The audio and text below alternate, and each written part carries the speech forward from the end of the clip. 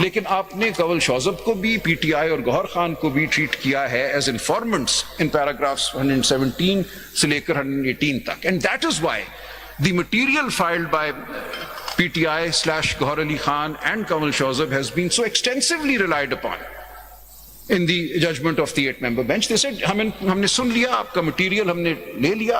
This is for us now to see what we do with it. You don't have to be formally made parties. Now this is a decision arrived at by the 8-member bench. लेकिन आज मैं आपके सामने, I'm appearing in CRP 319 also as a respondent. जनाब की हिदायत पे I looked at order 5, वो जो तरीका है impeachment का and so on, but this is not that situation because for PTI, Kanwal Shawzab, Gauhar Ali Khan, I am an informant, but in CRP I am also a respondent, number one, and there I kind of assist as of right. So जनाब ये है case law on the 184(3) jurisprudence where correctly your lordships heard me and heard the arguments and took note of the material that was filed and are doing so in these proceedings as well, apart from hearing me as respondent in CRP 319. You mean to say that during the proceedings of Article 185(3), we can exercise power under 184(3) as well? Yes. Sir, Sabir Shah is very clear. मैंने जनाब की इसलिए वो पढ़ के सुनाया था. सलीम अख्तर साहब और जनाब का मुझसे सवाल था कि कोई procedural requirement होती है while hearing an appeal. In Peer Sabir Shah, it was not even an appeal under Article 185, so it was not a constitutional appeal. It was an appeal directly to the Supreme Court under Section 8B of the Political Parties Act of 1962. And your lordship said, we have full power under Article 187. There were separate notes written by several of their lordships. Some only referred to 187, its inherent and plenary powers. Some referred to, Salim Akhtar Saab in particular, 187 read with 184(3). They said express power is available to us under 184(3). Even when hearing a statutory appeal, we remain the Supreme Court of Pakistan. All powers of the Supreme Court are available to us. No procedure is required. And they struck down 8B. The very provision under which the appeal had come to the Supreme Court was struck down. It was the petitioners or the appellants before the court had not challenged the vires of 8P. They said, we think this is ultra vires and we will. जी, और यही सूरत हाल आपके सामने थी with explanation, the explanation to Rule 94. आपने उसको देखा, आपने 184(3) read with 187 का इतलाक किया, उसको आपने ultra vires declare किया, and that is all there is to it. We made arguments with respect to that. We reminded the court of the petition before the High Court, the order of the Election Commission. All of that was argued at length, and therefore the explanation was struck down. Now, one or two other points, my lords. मैंने Paris 117, 118 का जिक्र कर दिया, जहां आपने PTI और दीगर के बारे में बात की है. Then I will also very quickly mention para 50 at page 93, जहां आपने ये कहा कि this case is about the enforcement of Articles 17 and 19, the fundamental right to associate and the fundamental right of expression granted by the Constitution. So this case is not simply an appeal, it is a 184(3) matter. The fundamental rights granted by the Constitution to the people of Pakistan are at stake. So you say that very clearly in this judgment. Paragraph 50. इसी तरह in paragraph 97 at page 100, Article 187 is invoked. Paragraph 115 at page 61, Dosani Travels is relied upon. So this is what your lordships have done by way of the jurisdictional framework available and the powers to be exercised for the enforcement of fundamental rights. Now I come to Khurshid Bhander. Kindly see, this is PLD 2010 Supreme Court 483.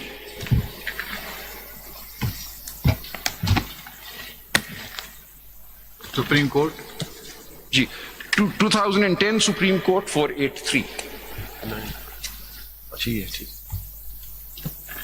Page What is the ratio of the Sindh? Sir, this case arose after the Sindh High Court Bar Association judgment, which we just looked at, PLD 2009 Supreme Court 879, short order, PLD 2009 Supreme Court 789 is the short order, 879 is the detailed judgment. Now what had happened, as my lords just noticed when I read the short order in particular, that a very large number of persons, I would say, if I may, appointed judges of the various high courts, including the Chief Justice of the Supreme Court, Justice Dogar Saab, and other judges. They were removed from office, including judges who were judges even before the 3rd of November 2007, but had subsequently taken oath under the PCO. So they were also removed. So judges appointed after the 3rd of November 2007 were removed, but judges correctly appointed before the 3rd of November 2007, but who had taken oath under the PCO, were also removed. Chief Justice Dogar Saab was declared never to have been Chief Justice. His appointment De facto and de jure. Ji De facto and de jure. जी उन्होंने कहा ये सब जो है, all of this is not de jure. De facto effect उसका अपनी जगह, उन्होंने judgments को save कर लिया, सिर्फ उनकी, उन्होंने कहा the judgments under the doctrine of past and closed transactions या holding the color of office, उनको हम protect कर लेते हैं to prevent chaos, but otherwise all of them. Malik Asad case. Ji Malik Asad. जी मलिक असद में भी ये हुआ, बल्कि महरम अली में भी उन्होंने जजमेंट्स को प्रोटेक्ट किया.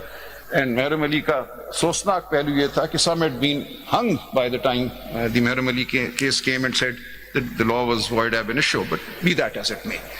So they set aside the appointments of a very large number of individuals as judges, including those who had originally been validly appointed, but who had subsequent to the 3rd of November 2007, taken oath under the PCO. And at the same time, they declared that a large number of judges who had been, quote unquote, purportedly removed after the 3rd of November 2007 stood restored. And the finding was given that Iftikhar Muhammad Chaudhry Saab had always remained the de jure Chief Justice of Pakistan. So all of this was done by the Sindh High Court bar judgment, और मैंने short order जो पढ़ा था उसमें ये सब हो गया. And then the detailed judgment came, which provided timelines for validation of the ordinances and so on. Now, this was challenged, in effect, in Khurshid Bhinder's case on two primary grounds. One was, now, Khurshid Bhinder Saab was one of the judges removed because of the judgment in the Sindh High Court Bar Association case. In review jurisdiction. Ji. Ji, review jurisdiction. So, if we turn to 2010 Supreme Court, kindly see page 483 in the review jurisdiction.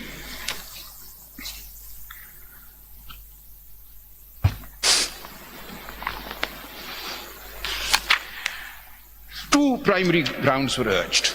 The first was this, that we were not given notice, we were never heard. I was a judge exercising functions as a judge, and I was removed without notice, number one.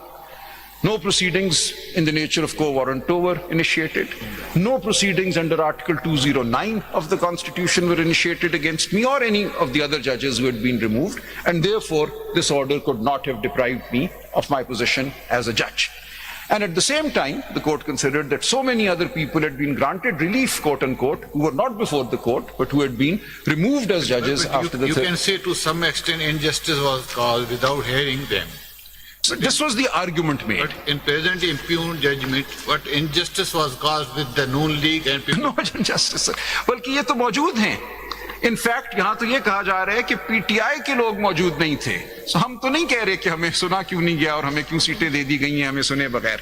यहाँ पे इससे भी सब मौजूद नहीं है. ठीक हो गया, उन्होंने कहा कोई जरूरत नहीं थी मौजूद होने की. इन सारे जजेस के मौजूद होने की जरूरत नहीं थी जिनको हम हटा रहे हैं और जिनको हम बहाल कर रहे हैं, हम कह रहे हैं कि they will be deemed never to have been removed, उनके भी मौजूद होने की कोई जरूरत नहीं थी. और क्यों? That reasoning, I submit, applies on all fours to the present situation. Kindly see. I go to page 538 of the report.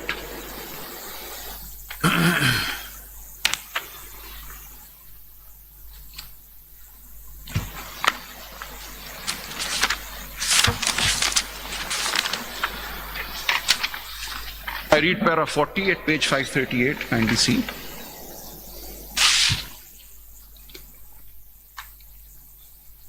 It is also an admitted legal position that reversing an action taken initially without issuing a show cause notice was not a principle of universal application. Undoing of such an act was also refused where the facts leading to the impugned action were uncontrovertible and admitted, and where despite a prior hearing the results could and would not have been any different. Reliances placed on so and so. Then I go to para 41. This is important.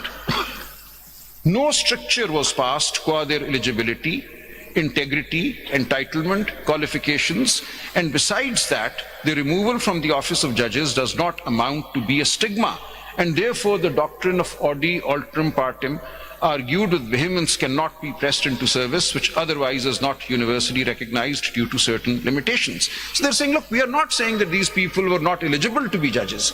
We are simply saying the 3rd of November event was non-eth, was unconstitutional, could not have created any legal consequences. Aapki zaat se to koi hame issue nahi hai. You have assumed office because of this illegality. So once we remove this illegality, we are not causing any stigma against your individual names. We are not saying you were not entitled to be judges or you were not qualified.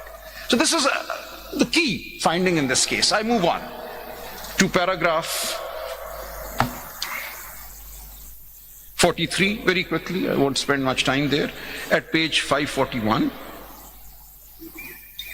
Now let us discuss the concept of natural justice, which has been addressed repeatedly by almost all the learned counsel on behalf of the applicants.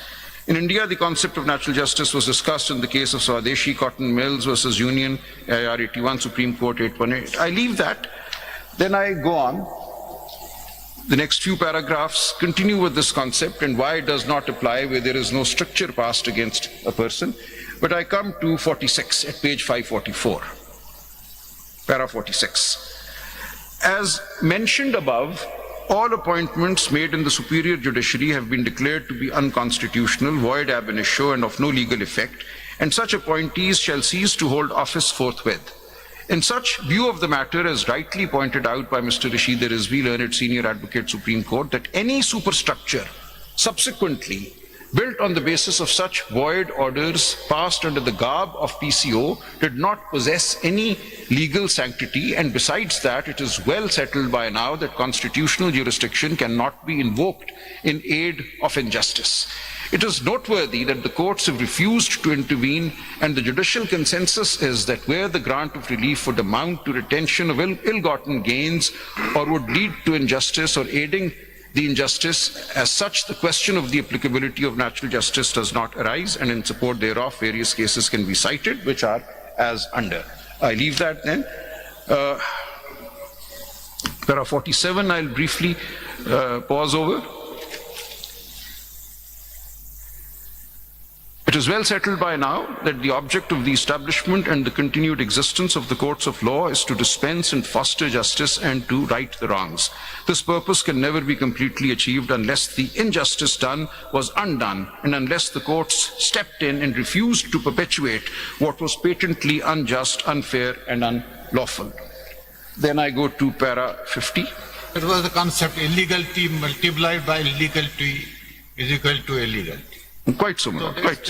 And that is the situation here. We are submitting that what the 8-member judgment and the 2-member judgment has done is it has tried to promote justice. What the review petitioners are seeking is not promoting justice, not promoting democratic justice, which is the foundation on which our constitution is built. We read the objectives resolution.